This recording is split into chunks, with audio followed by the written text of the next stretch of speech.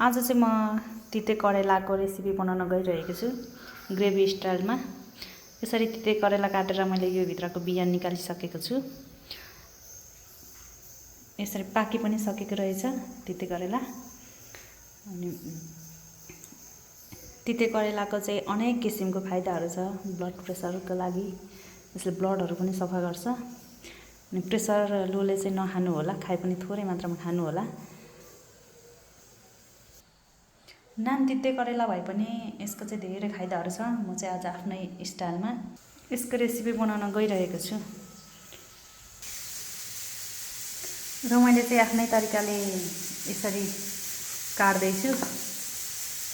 मेरो आफ्नै छुट्टै तरिका छ सब्जीहरू काट्ने चाहिँ।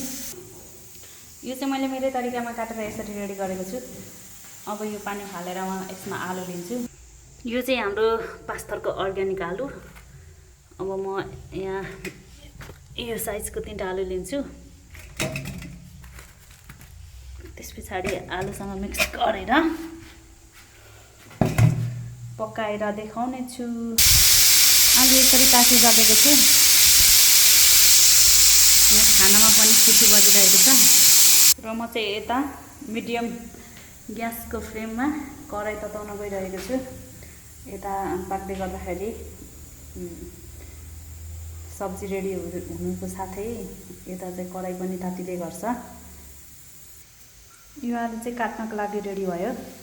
अब यसलाई म काट्छु। मैले मेरो तरिका युज गरेर यसरी आलु पनि काटिसकेको छु। अब म यसलाई फ्राई गर्नको लागि कराईमा तेल हाल्न जान्दैछु।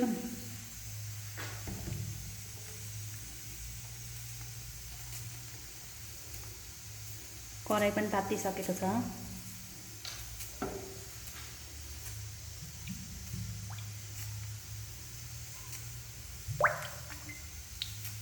यतिको तेल हुँदाखेरि चाहिँ हुन्छ होला।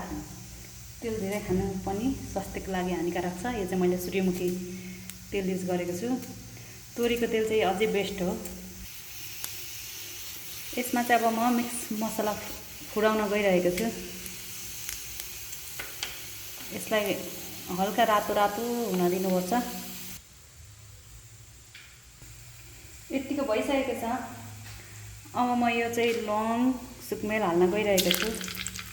हाले 5 स्टारको सेफ अर्कुटले जतिको पकाउन नआए पनि आफ्नो स्टाइलले भने पकाउन आउँछ। यसरी पड्क्यो। अब यसरी यो यसरी ग्रे कलर भइसकेको छ। अब यसमा चाहिँ अघि काटेको करेला पकाउन गइरहेको छु। सुरुमा चाहिँ म यो करेलालाई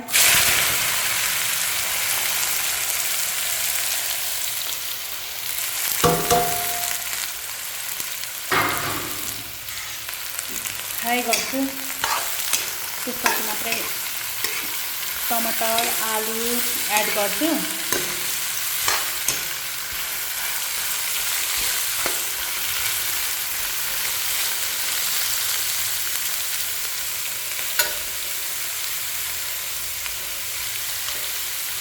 यो रेसिपीको लागि अब मैले टमाटर लिन्छु। टमाटर आवश्यकता अनुसार लिन्छु। मैले चाहिँ यति लिएँ 4वटा। यसलाई पनि म काटेर रेडी बनाउँछु। यसरी मैले चाहिँ टमाटर काटेर रेडी गरिसकेको छु र यो आलु पनि हो। यस्तो भएको छ। यस्तै गरेर मजाले चलाउँछु।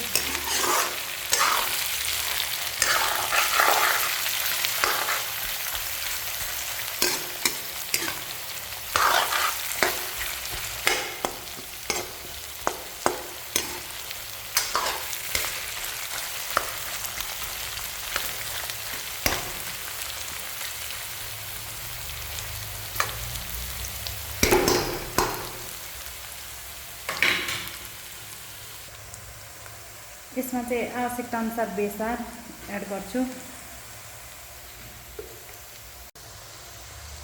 त्यस पछाडि आवश्यकता अनुसार नुन।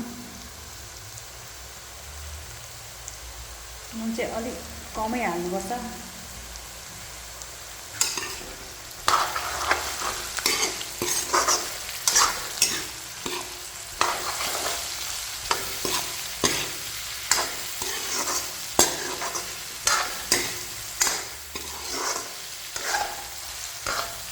रेसिपी यस्तो बनिसकेको छ।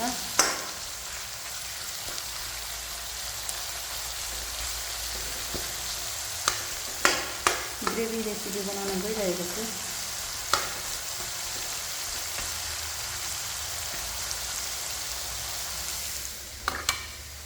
मेरो स्टाइलको ग्रेभी रेसिपी बनाउने भएकोले गर्दाखेरि यहाँ मैले प्याज पनि एड गरिदिएको छु करेलालाई साइड राखेर।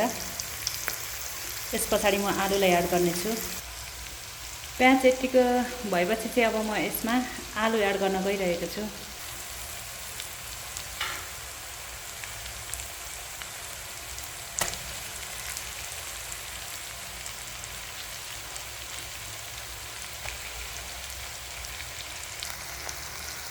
हो यसरी मैले आलु पनि एड गरिसकेको छु। अब यसलाई पुरा मिक्स गर्ने।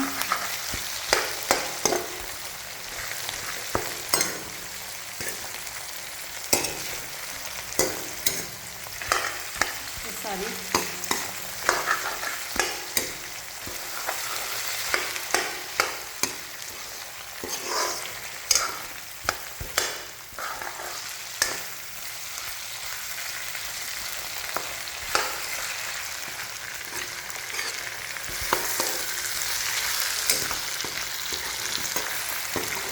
पछाडि यसमा टमाटर एड गर्नेछु। यस्तो देखिसकेको छ।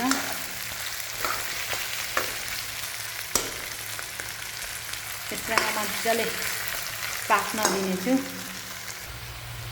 आजको जुन करेला रेसिपीको आलु पनि पाकिसकेको छ। अब यसमा चाहिँ म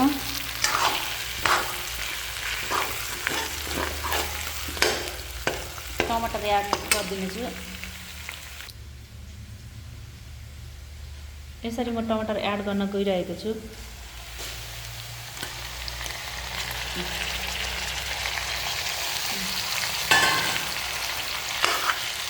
यसरी टमाटर एड गरिसके पछाडि चाहिँ यसलाई म एकछिन छोडिदिनेछु।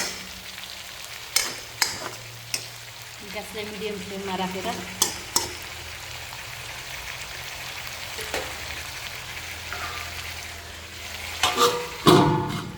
मैले एकछिन पाक्नको लागि छोडिदिएँ। एकपटक म फेरि चलाउन गइरहेको छु।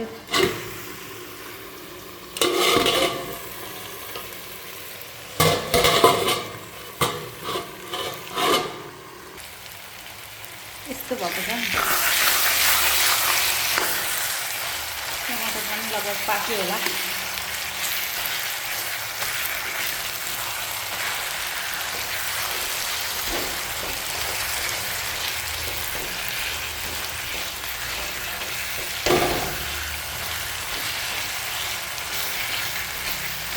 अघि कस्तो थियो अहिले कस्तो भयो तपाईँहरू देख्न सक्नुहुन्छ।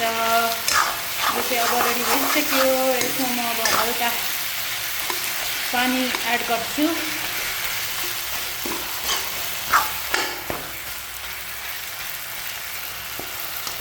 आलु पनि पाकिसकेको छ।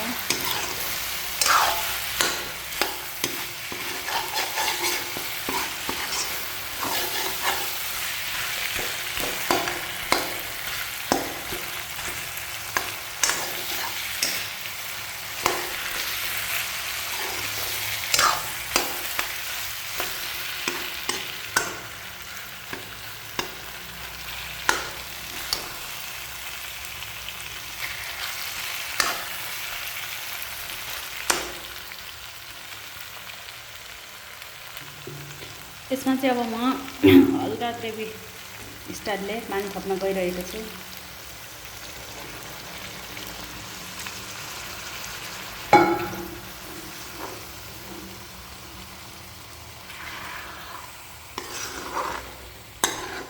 अब म यसलाई चलाउँदिनँ, यत्तिकै छोपिदिन्छु।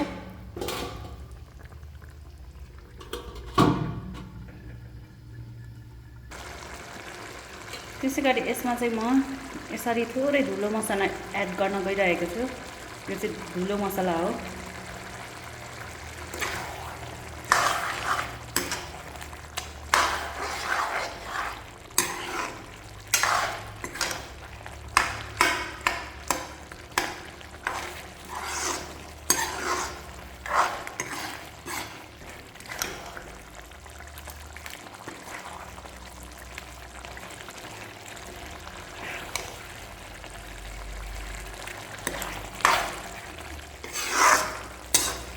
कसरी आज मैले चाहिँ तिते करेलाको रेसिपी तयारी गरेँ।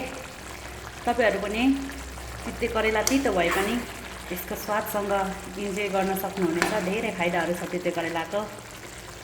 भिडियोहरू हेर्दै गर्नुहोला। धन्यवाद।